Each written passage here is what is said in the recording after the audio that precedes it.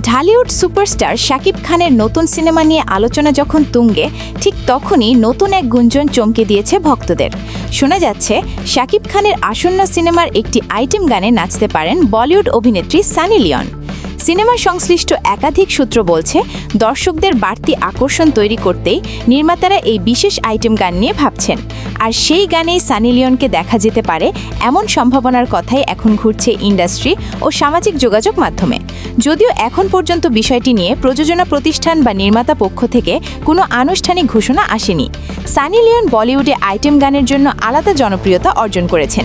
তার উপস্থিতি মানে গান ঘিরে বাড়তি আলোচনা ও ভিউ। তাই শাকিব খানের সিনেমায় যদি সত্যি তিনি যুক্ত হন, তাহলে সেটি ঢালিউডের জন্য বড় একটি চমক হিসেবেই দেখা হবে, এমনটাই মত অনেকের।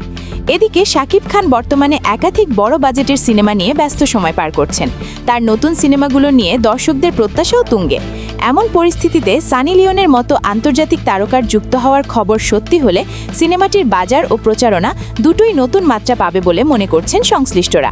তবে গুঞ্জন সত্যি নাকি কেবল আলোচনার মধ্যে সীমাবদ্ধ থাকবে, তা জানতে এখন অপেক্ষা করতে হবে নির্মাতাদের আনুষ্ঠানিক ঘোষণার।